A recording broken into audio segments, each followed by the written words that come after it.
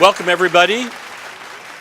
We are launching now our third and final program in a series about our voting and election process. And we have today just a rare opportunity and a great honor to have our Secretary of State, Kim Wyman, to address some of these topics. We've already talked about redistricting. We've talked about the growing role of social media in campaigns, but now we're talking with somebody who has her sleeves well rolled up in dealing with the realities of how our voting system works, both nationally and in the state of Washington, and the kinds of challenges that we may be facing as we go forward. Ms. Wyman was elected in 2012 first, and is now serving her second term as Secretary of State. Prior to that, she had been for about 10 years, the Director of Elections in Thurston County, and then was elected as Thurston County Auditor. So she has really extensive experience in this regard. And her overall responsibility is to oversee the election process in our state to make sure that it's secure, that it's open, fair, and that it treats everybody as people who have a right and not a privilege to vote. So we really rely on you, Secretary Wyman, in that regard. Just let me say a little bit about the Secretary. She has tons of educational background. She earned her bachelor's degree at Cal State Long Beach. Am I wrong? There is never a 49er in the room.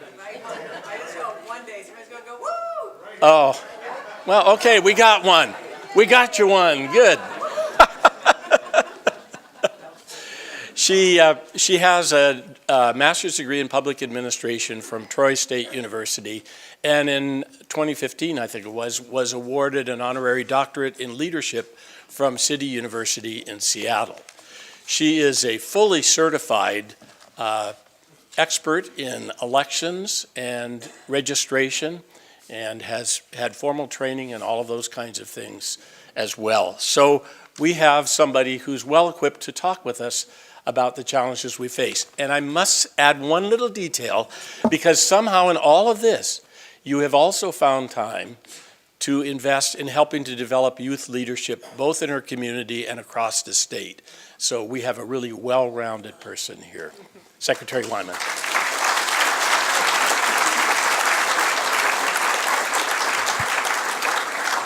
All righty. I'm realizing I'm at that stage in my career where you've got a lot of longevity, you've worked years and decades, and then you realize, man, I'm old by that introduction. So it is truly, truly an honor to be here. This invitation Tim extended to me in the office months and months ago, so this has been a high priority, and it's really wonderful to see all of you in the audience today. And certainly it's nice to have my backup with Debbie Adelstein here, so if you give me a tough county question, I can just shoot it over to her. So we're going to be good. We're going to be good. So let's see. This has been quite a couple of years related to elections. Wow. I've been in election administration for nearly 25 years now, and I have to admit that we're in uncharted territory every day.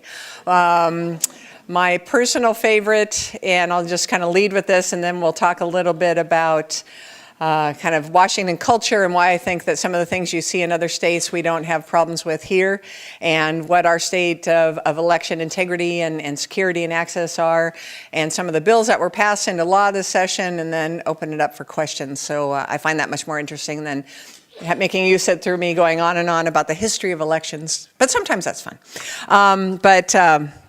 To show you how my world has shifted after the 2016 election, I have to admit, that's the first time in all of the years that I've been doing elections, and I imagine as I look at Diana and Debbie, they would agree with me, I've never ever had a candidate who won who accused us of doing something wrong. Usually it's the losing candidate that says, there was massive fraud or massive suppression. So it's really uncharted territory. And then in 2017, my first day back in the office, some of you may know I battled cancer last year, and I'm doing good. I'm doing really well now. But my first day back in the office was getting the letter from the Commission on Election Integrity from the Trump Commission. Welcome back, Kim. So yeah, it's been a great year.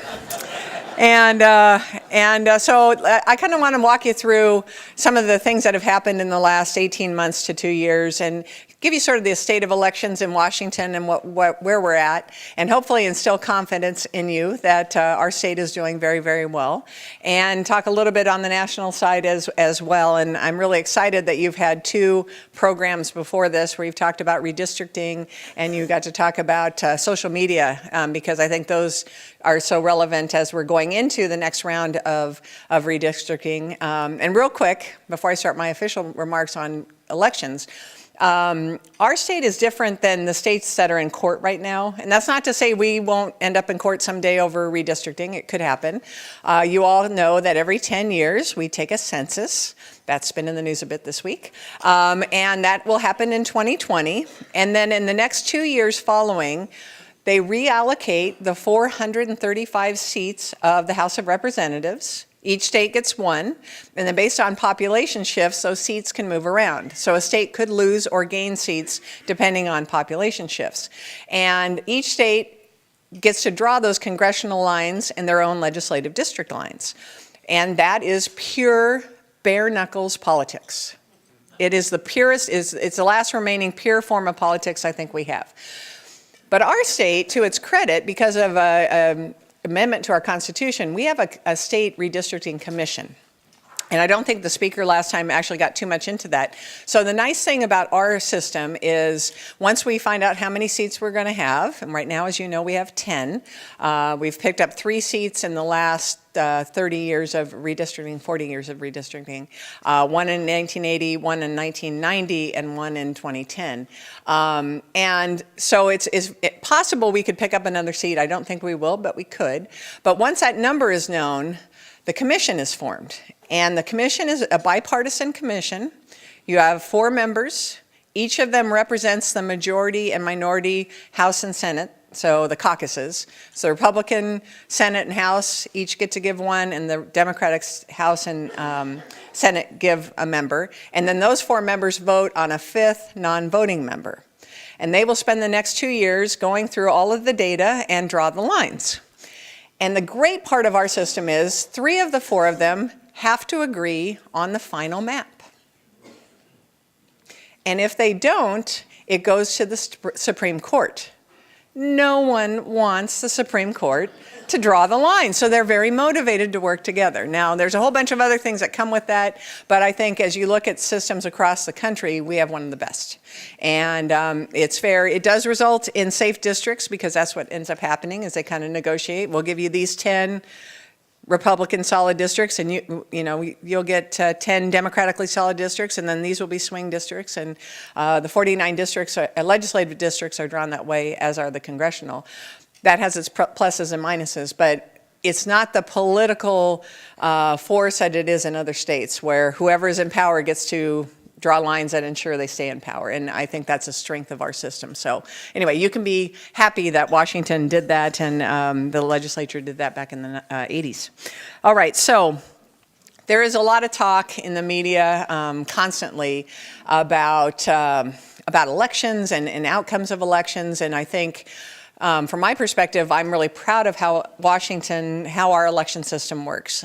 First of all, and probably the underlying tenet of how we make election laws in the state goes back to 1889 when the framers were writing our Constitution. And there were 2 really important things about the framers. They were populists, they didn't trust government, and they didn't trust political parties. And many of them had come from the East Coast, and they felt very strongly about it, strong enough to move their families across the country in a wagon. And so, by the time they got here, they felt pretty strongly about making sure that that didn't happen to their newly formed state. And so you can see it throughout our Constitution, where you have a lot of separation of power. For example, we have 9 statewide independently elected officials. And when I have fourth graders that come to my office, the question I always ask them is, who's my boss? And about that time, every adult in the room's head turns down. Most of the kids too. And the first question, usually the first answer is the governor. And I always ask this question because I love to say, yeah, the governor's not the boss of me. But let's hope this doesn't make TVW, right? But we go through and then they go, well, lieutenant governor or the legislature, and they bounce all around. And then it's a great opportunity because you usually have the one kid who says, is it the people? It's the people. And that is the brilliance of the framers of our Constitution, because they didn't want any one person to amass too much power. And you see that throughout the history of our state. In the 30s, the Grange created the blanket primary. How many of you remember the beautiful blanket primary? Most people in other states thought we were crazy, especially really hardcore partisans hate it.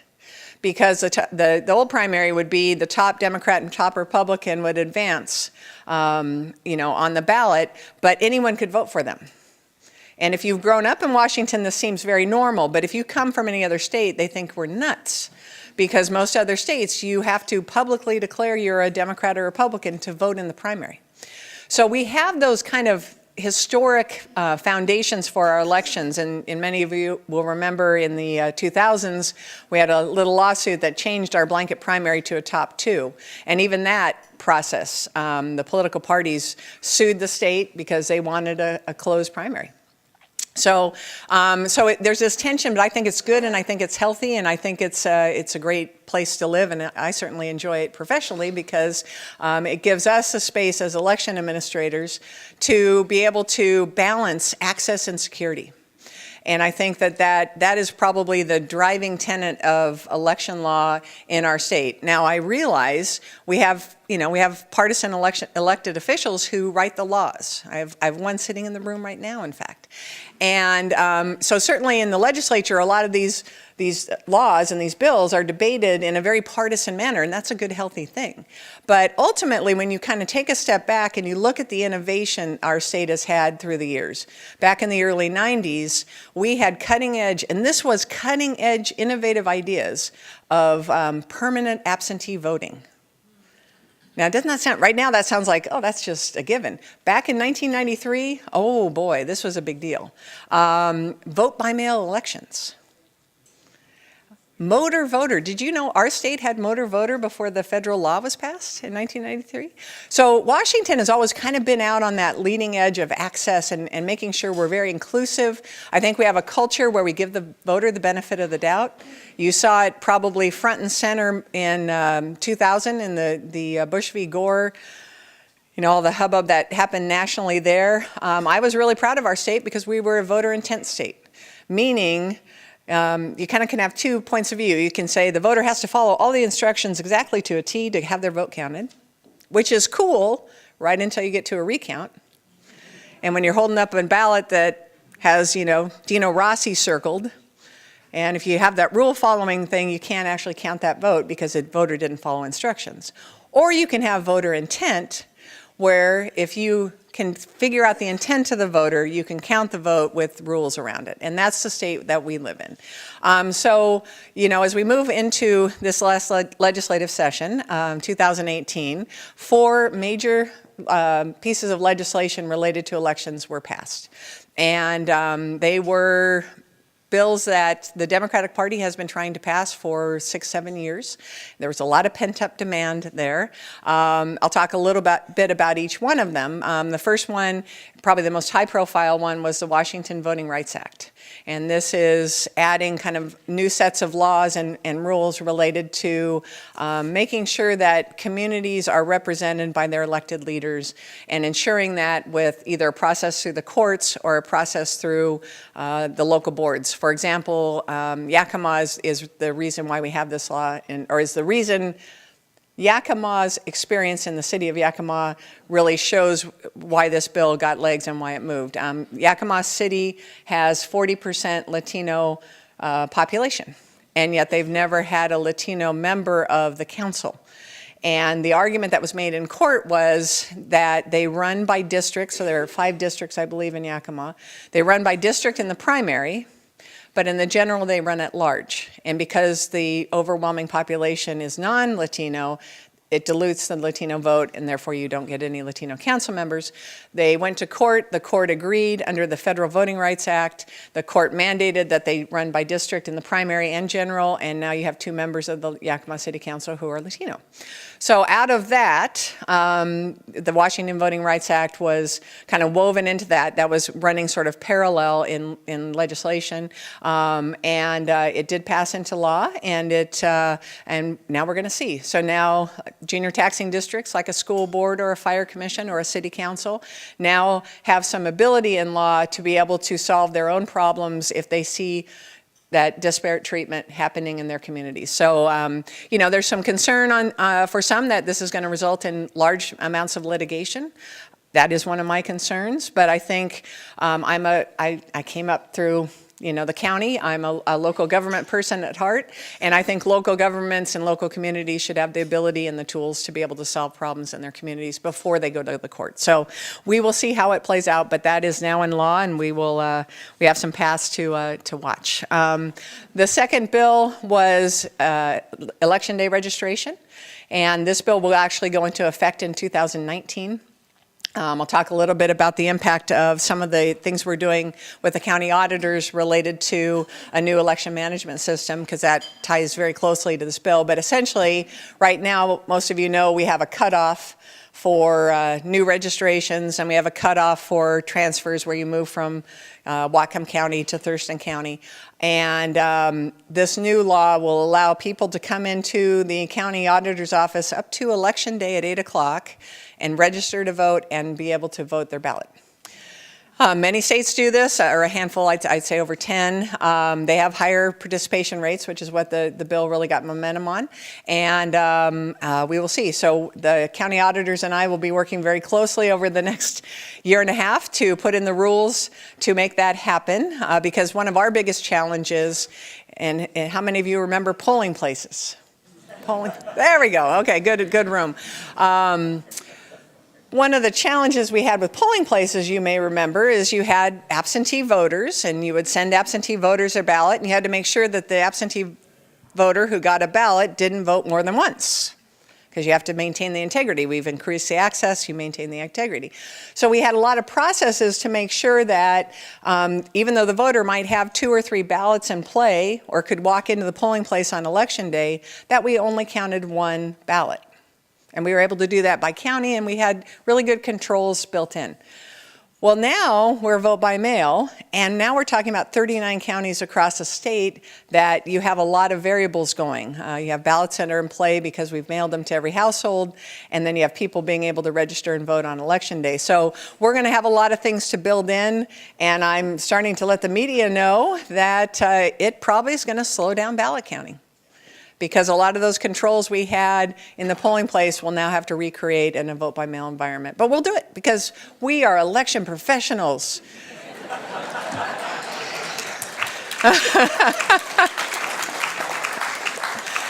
And really what we try to do, and I'm really proud to tell you that the 39 county auditors and my office really do try to approach this in a balanced way, and always are cognitive of our job is to convince the most right-leaning, conservative Republican to the most progressive, left-leaning Democrat that our election was accessible, and it was secure, and it was fair. And so we're always kind of being aware of that, and I think that's one of the strengths of our state, actually, is our counties do that really well.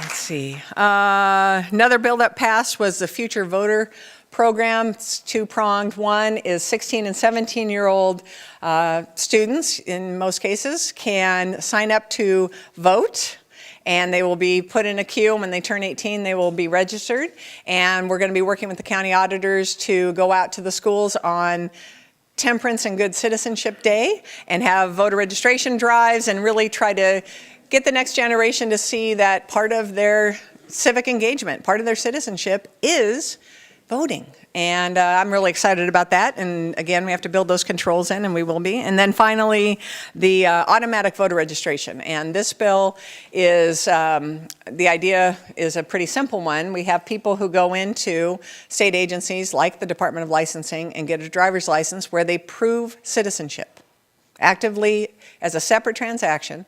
So there are four, as you all know, four requirements for registering to vote. You have to be a resident of Washington, you have to be over 18, you have to be a citizen of the United States, and you have to be not under the supervision of the Department of Corrections for a felony.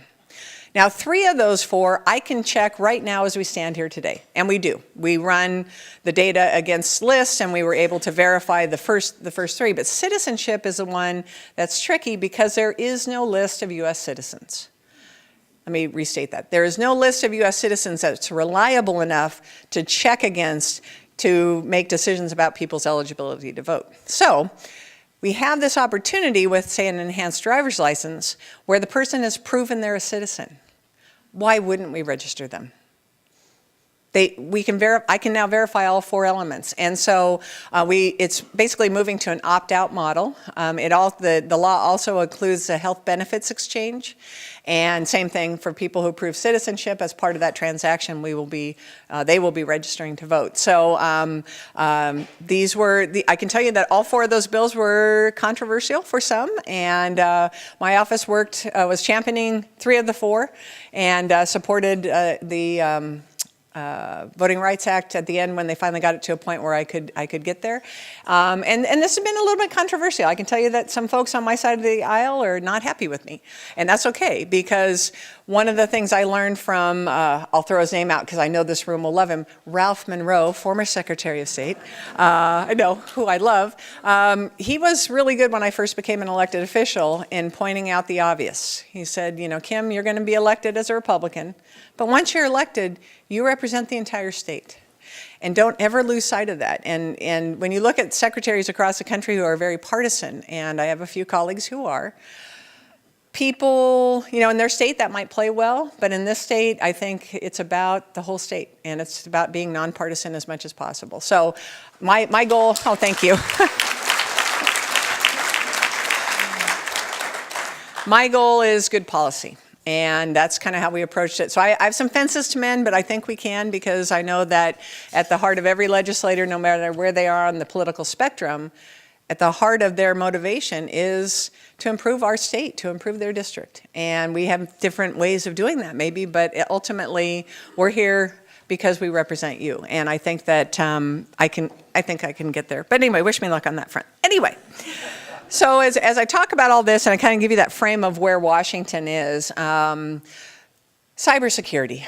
That is the buzzword of the media. I've been talking about cybersecurity now for 18 months ad nauseum, and it's awesome because we've been talking about cybersecurity in the elections community for 15 years, 20 years, probably not to the level we are today, but as soon as we started putting election results out on the internet on election night, we were aware of some vulnerabilities. And I think we're all more hyper aware than we were 2 years ago. But nonetheless, we've been working on this kind of behind the scenes and quietly. So rest assured that this wasn't something that was new to us in 2016.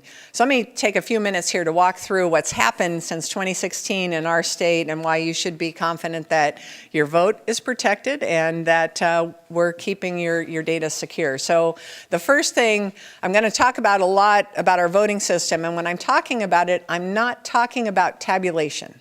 So when I talk about counting the actual ballots, the tabulation, that happens at the county. It's decentralized, so each of the 39 county auditors, well, 38 county auditors and one election director in King County, that's their job. And they have built in a lot of physical and electronic security to preserve those systems. For example, the simple thing is none of those systems are connected to the internet.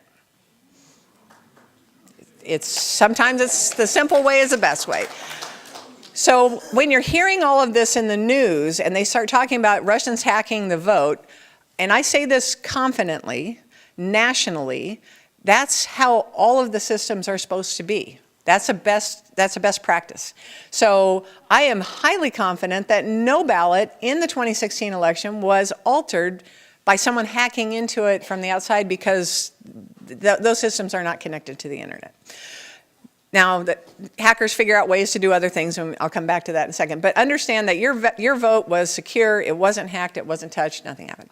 So back in 2016, about July, August timeframe, my staff started seeing traffic and activity on our voter registration database that was unusual.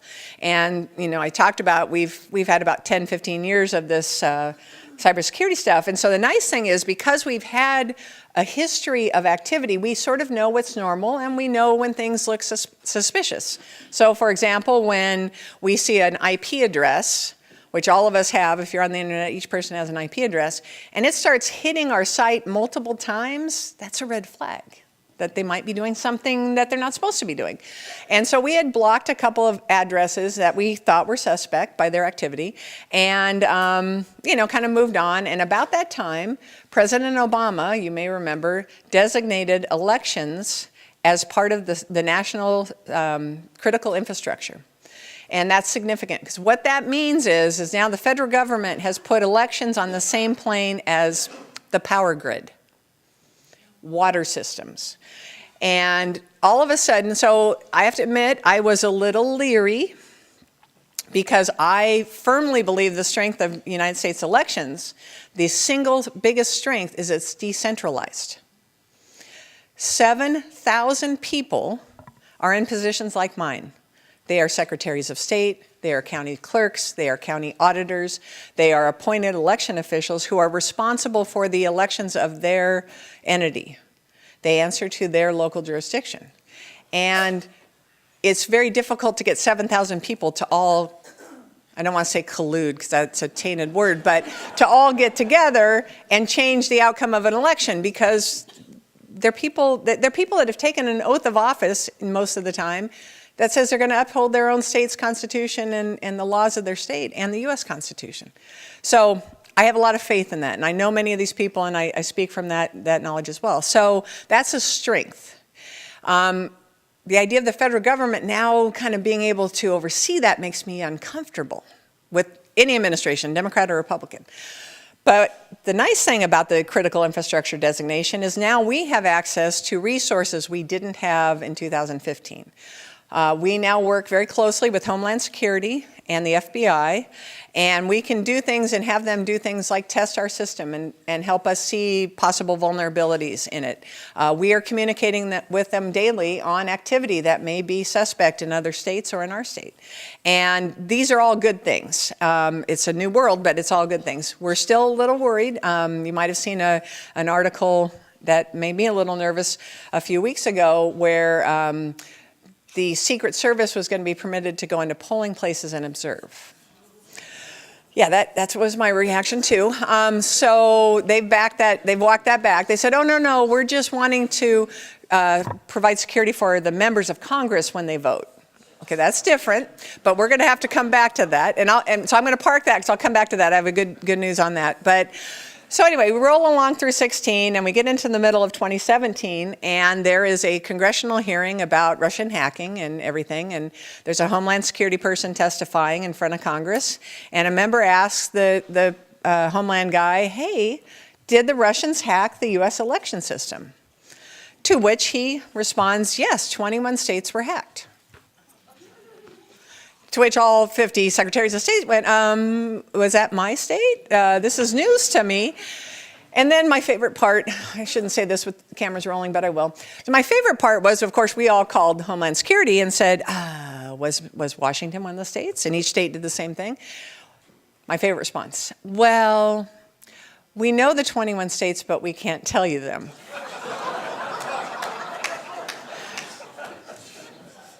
Okay, why? Because of security. You don't have the security clearance. Okay, so I will tell you that 4 people in my office, including myself, are getting secret security clearances, so we can have that kind of information. I filled out my paperwork 8 months ago. Never mind, I won't even go there. So this was July, It made, of course, all the newspapers and everything. And so from July until about September, we are talking to our representatives, explaining to them at Homeland Security, I know you do the power grid thing, great. And when something happens there, we don't want to know. The public doesn't want to know. But in elections, we have to share what's happening because that's how we build confidence in the electorate.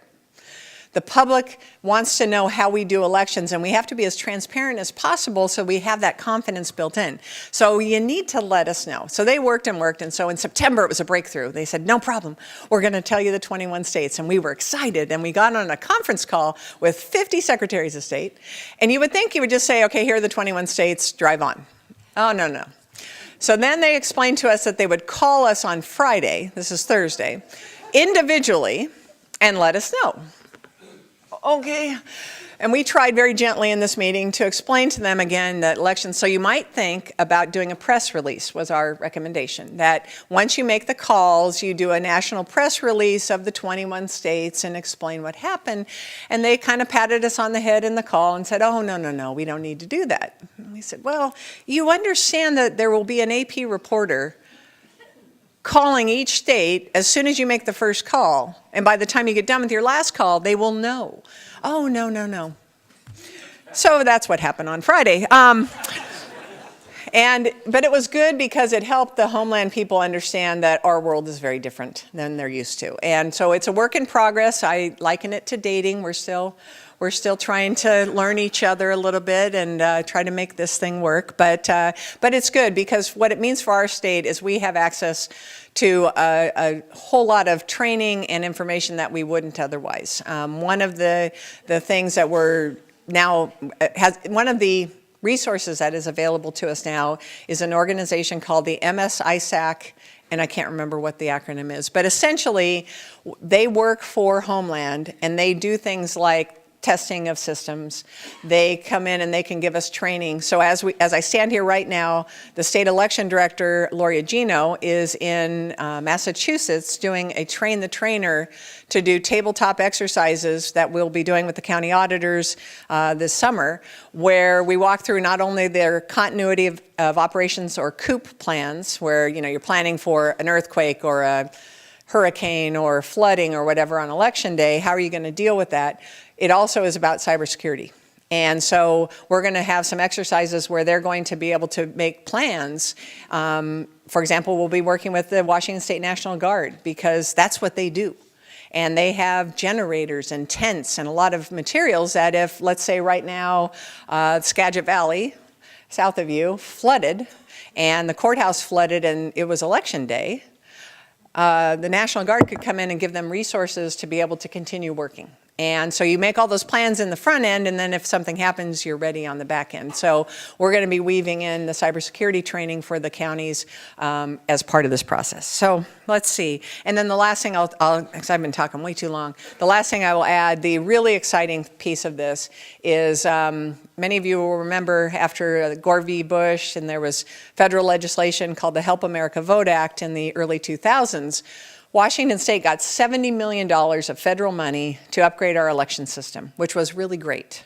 And in 2005, we got new systems across the board. We got a statewide voter registration database, and counties got election management systems and tabulation systems, and we still have them.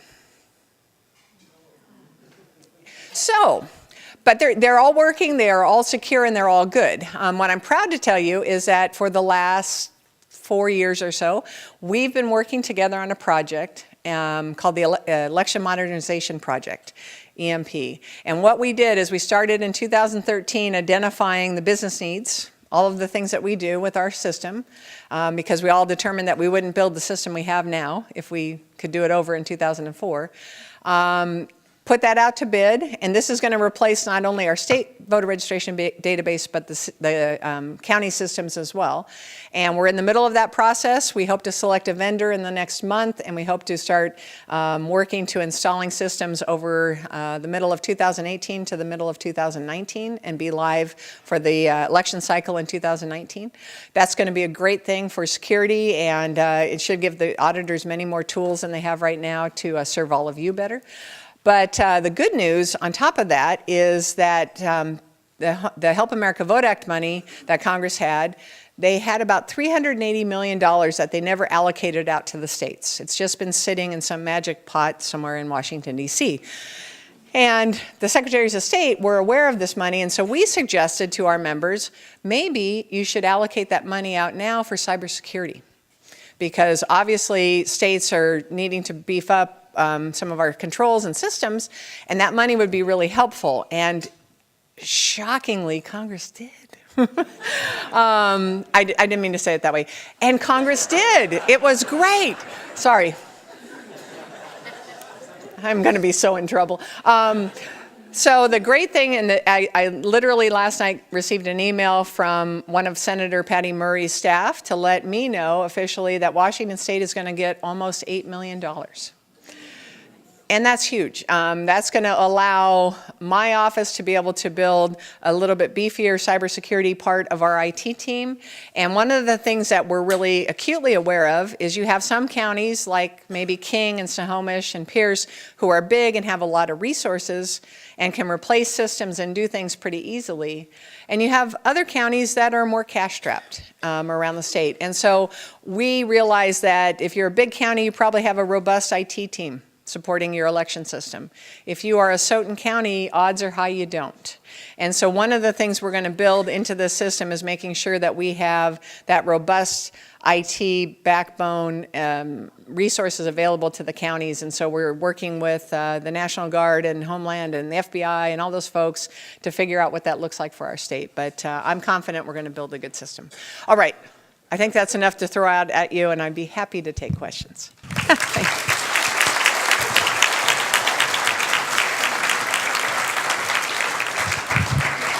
Well, Secretary Wyman, I said you were hands-on, but you're also so entertaining. It's a nice combination. I'd like to ask you a couple of questions, and then we'll open it up to the floor, if I can. You know, one of the things you talked some about is the sort of the balancing of the need for transparency to build confidence, right, in the system. And then also we have, because of the more late things like Facebook and stuff, we have people's concerns about the privacy of their information and how it all can get aggregated. Can you speak to that in terms of what information gets made available about voters, yes, not how they vote, yes, but about voters? Yes, I can. Et cetera. So I mentioned at the beginning of my speech about my first day back last year. What that letter was requesting, you may remember, because this was definitely national news, was a really wide variety of information about the voter registration list here in Washington State. And it asked for private information and public information. And so in our world, when I have your information in our voter registration database, there are 4 things that are public record by statute. Your name, your address, your date of birth, and I'm blanking on the 4th. Not your social? No, it's something kind of mundane. Gender. Let's go with gender. It's just sell it. I think it is gender, actually. Thank you for that cue.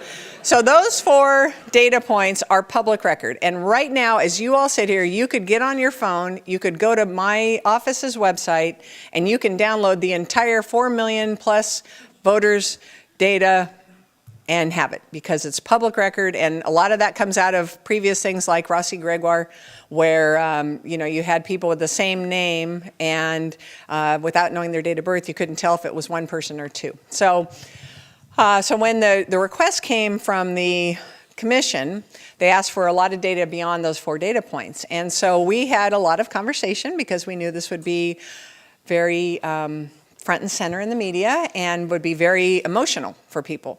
And so we met with our attorneys, and very simply, Washington State has a commitment to, as you all know, public records, and that transparency is very important to our state and records. And so I can't not release your public information to anyone, and I don't get to choose. Well, Tim is a good guy, so I'm gonna give Tim the data. But Stephanie, she's in the other party, so yeah. I don't get to do that, nor should I. And so that was what was a challenge with responding to the Commission's request, is it was immediately made very political nationally, and there was a lot of pressure put on me to not release the data. But our public records laws are really clear. So if a government entity does not release public information, there is a penalty of $5 per record per day. For every day that you don't release the information. We have 4.2 million records. I'll let you do the math. So it was a pretty simple choice, and it was the right thing to do. I just tend to follow the law, and I find that serves me really well. So realize that, oh, I know what it is, voting history, the obvious. So we do keep track of every time you vote. We do not keep track of how you vote.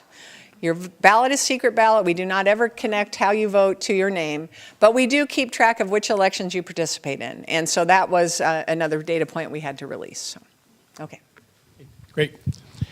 Another question, there was a Seattle Times article just recently. You may have had a chance to see that, but raising a very interesting question with the number of people of all ages, really, that are being identified, for example, with autism, various forms of autism, as well as people who are maybe in early stages of Alzheimer's or dementia. It raises questions about people's competency to vote. And I had not known, but the state of Washington does have an established standard that is enforced, I guess, by action of judges. And that is that does a person understand the nature and effect of voting? I thought I'd put that question to see if everyone here is capable of voting.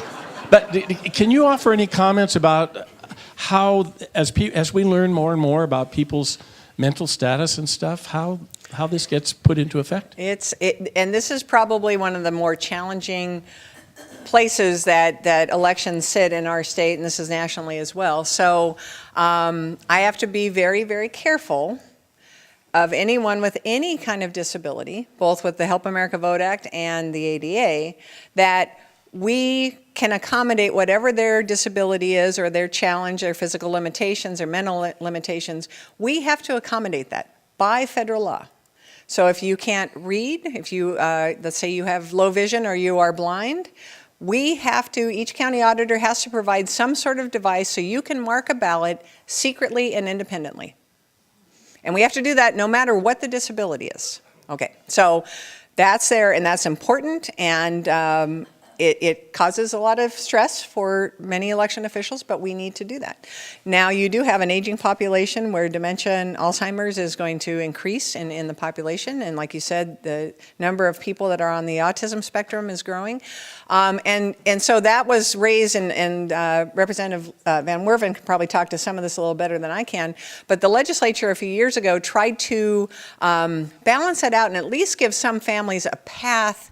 Let's say that, actually I can use my parents as an example. My parents, I was supposed to be up here about 6 months ago, and I ended up having to leave abruptly because I had to put both of my parents in a nursing home. My dad is in full-blown dementia. My mom is on her way. So we're just starting to work through that as a family. And I think what the legislature wanted to do is give families some sort of path when you have a family member that you know doesn't have the mental capacity any longer to vote, but is receiving a ballot every election. And typically what I've seen is that the family members are uncomfortable. I've got grandma's ballot, and I'm afraid somebody's going to think we're voting it, but I can't take her off the rolls. I can't have her taken off the rolls because of the way state law was at the time. So the legislature provided an off-ramp, and it does require the family to go to the court and basically have the court say that this person is incapable or is not able to vote. And you can get that designation, and then they can come to the county and can have the person removed. A lot of times families will just not deliver the ballot to the family member that can no longer vote. But it's a tough situation, and so that's kind of where we stand right now, and we'll see how it goes from there. Any member questions here? Hi, thank you very much for your remarks. And I'm with a group called Fair Vote here in Bellingham, and the comments from the Secretary of State and the Association of County Auditors on the local options bill that was before the legislature were very helpful. the local options bill would have allowed local jurisdictions to adopt alternative voting methods from the winner-take-all elections that we have. My question is whether you see any particular security problems with, let's say, ranked choice voting. So for those of you who have never heard of alternative voting methods, this is things like instant runoff voting, ranked choice voting, proportional voting, and these are all different systems that kind of shift. Ultimately, they change the way the outcome of the election can be. That's the easiest way to get there. And there are good reasons why we can have that debate. In the bill that you were referencing, it was the Washington Voting Rights Act. And last fall, language was put into that bill that basically said that can be an option. If a jurisdiction wants to use an alternative voting method, and they listed 3, with no details, just name the 3, you could use those. And the court could use that as an option. I, just for the record, testified against that part of the bill. It made me very nervous as an election administrator because the devil's in the details when it comes to election, and all those details matter. So I would like to see a robust discussion of all those voting methods. If people really want them, I think we need to have individual bills where we can talk about ranked choice voting and instant runoff voting. In terms of security, I think, yes, it can be achieved. We saw it in Pierce County. Pierce County is also a charter county like Whatcom. And back when we were debating the top 2 primary, a group put into their charter the ability to do ranked choice voting for a few of their positions in county government. And so they did 2 election cycles with ranked choice voting. And ironically, the voters hated it and they voted it out. There's a lot of details to it. But I know that Pierce was able to build in the security and confidence, but it's challenging. Just real quickly, ranked choice voting in particular relies on an algorithm. So you as a voter in a ranked choice voting system, you have 5 candidates. They don't have a primary, they go straight to the general. And then you rank them, your top 3. And then all that goes in, and so if your top choice doesn't make it, so Kim Wyman was your top choice, but I didn't make it out of that first round, I wasn't in the top 4, my votes drop off, and all of the people's second choice that had me first get reallocated to the remaining candidates. And you keep doing that until you come up with a person who has a clear majority. So my challenge is more than the security, is explaining that to the average person. So imagine now take Rossi Gregoire or Bush Gore, because I like to be bipartisan. Imagine the emotion in either of those elections, and now explain, well, you know, Bush won in the first round and the second round, but in the third round of voting, he lost. Oh, wait, that happened. Bad example. Anyway, let's go to the next. Not to get you in trouble with Homeland Security, but how was the hacking done if everything is decentralized? So the word hacking I really do not like, because we were not hacked. The 21 states, what they found is 19 of the states had attempts to get into their system. So I'm very happy to tell you that our state was one of those. And so I liken it to a burglar going around your house and twisting the doorknobs and trying to open the windows, and they couldn't get in. So our firewalls held, and we knew that they were trying to get in, but they were not able. 2 states, they did get through those firewalls.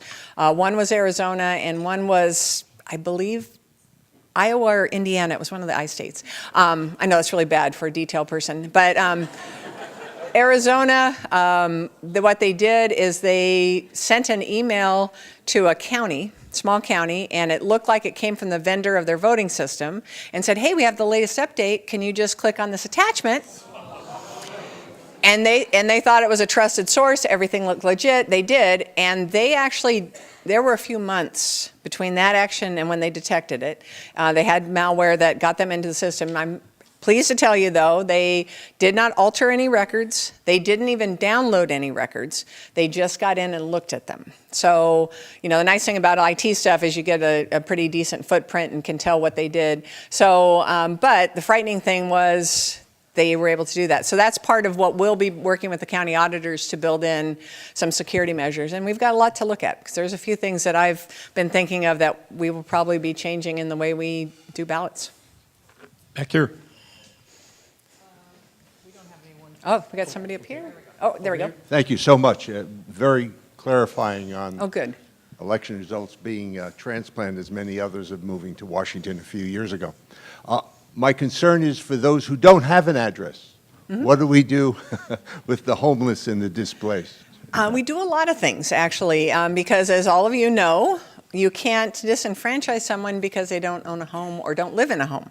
And this really got on the public's radar, I think, again, going back to Rossi Gregoire. You saw in King County where a few hundred people were registered at the King County Courthouse. And when the reporters dug in, they found that every county had similar threads. So back in the early 2000s, the way we dealt with that is a homeless person would come into the courthouse and we would ask them, kind of, where do you consider your home? And literally it could be under the Fifth Avenue Bridge, or it might be the park, you know, wherever. And that's where we would precinct them. And then their ballot they need somewhere to receive it. So usually it's a shelter, or it might be the county courthouse, it might be a P.O. box, but we have to give them some sort of delivery method to serve them. And the difference was, going into 2004, all of them are registered at the county courthouses. That was our default address. And we were challenged in that election, and that's why we now do the precincting of where they consider their home to be. But and I think it's probably more federal law than state law, but we can't disenfranchise someone because they don't have a home.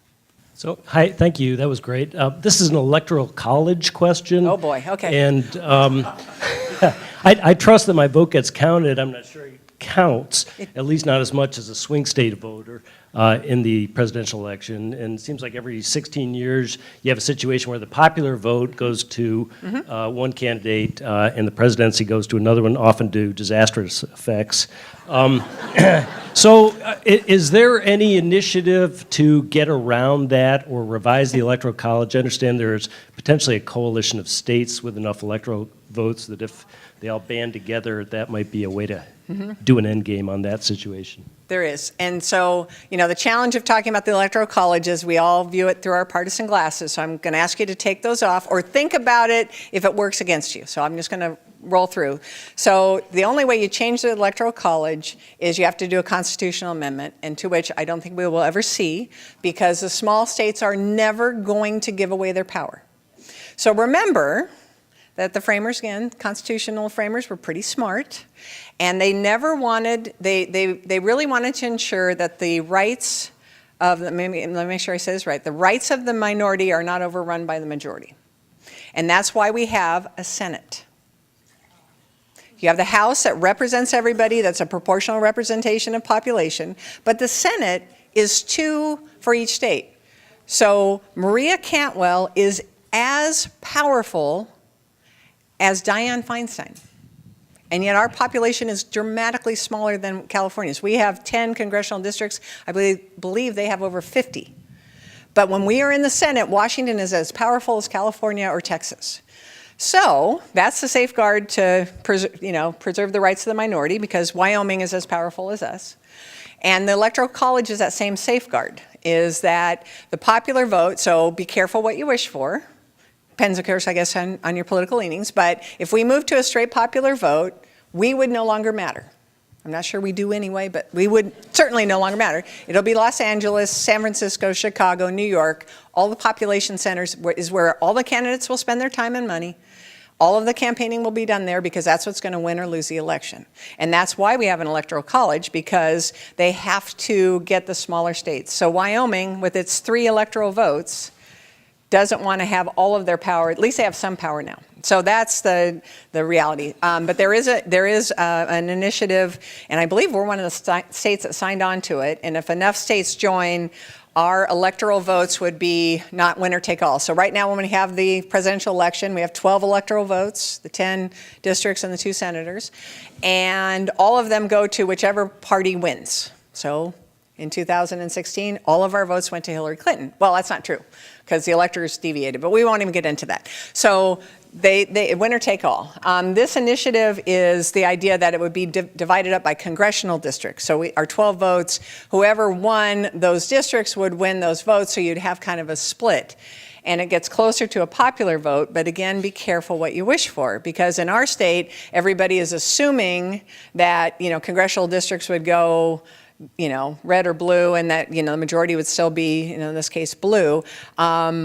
but you're now diluting the power of those minority districts. So you could do it in any state. A red-leaning state would have the same issue. That you'd shave off a couple votes. So a couple votes would go Republican in our state. 3 or 4 districts would go Republican. The rest would go Democratic. But those they're giving away their power a little bit. But it's a popular vote. Popular vote. I think it's frustrating when they go different ways, and ironically, the last 2 times it's happened, it's been with a Republican president, but I think we'd have to be careful about it. And if we have that discussion, we need to have the same discussion about the Senate. Because if we're going to say it's not fair that California has more electoral votes and all that, we should make it a straight population thing, then we probably need to look at the Senate and make that a straight population thing too. Because the safeguards are there to balance out that power. But it's a fun discussion. I'm not doing it justice, but be careful what you wish for is what I would say to that. It was mentioned that you are working with youth on sort of election issues. I'd like it if you just explain a little bit about that. Oh, absolutely. So one of the real honors of holding this position is you get to talk to students at elementary through high school through college. And I didn't meet my first statewide elected official until I was in my 30s. And one of the things I realized when I became Secretary of State is I want people, particularly young people, to see themselves in my role. I want that 12-year-old girl to go, wow, I could be Secretary of State one day, because I think it's empowering. And I didn't have that in my childhood, although it worked out pretty good, so I'm not complaining. But I think that, up until I'd met Ralph Monroe, was my first statewide elected official, I never thought I could be one. Lord knows I didn't have a law degree. I wasn't clearly, I wasn't the top of my class. I wasn't a straight A student. I wasn't the ASB president. And so in my mind, I had already talked myself out of even having the credential to run for local office, let alone public office or statewide office. And so I really committed myself to always trying to connect with kids in a way that they could see themselves in my chair. And I tell them now, whenever I have a group of students, I always say, now, 20 years from now, I want you to come up to me, and I want one of you to come up to me and tell me that they're governor now, or they're a state senator now, or they're a U.S. senator now because of that one time in your office, Secretary Wyman. That's my goal. But I just think that, we have a responsibility, all of us as adults, but particularly community leaders, particularly elected officials. We need to be showing the next generation how democracy works. We have a civic duty to teach them, to teach the next generation what civics looks like. We're not doing it in schools, drives me crazy, but we're making progress there. But I just think that I have this great opportunity and platform to do it. So I talk to groups as often as I can. And Girls State, I go out and talk to those up-and-coming and aspiring politicians. And the Washington Youth Academy out in Bremerton, kids that are at risk, that are going and turning their lives around. Same thing. There's no reason you can't be where I am someday. And so that's kind of what my passion is, and it's fun. Yeah, in the light of the shootings at Parkland and the demonstrations nationally and internationally over this last couple of weeks, have you noticed an increase or a trend for younger voters registering now?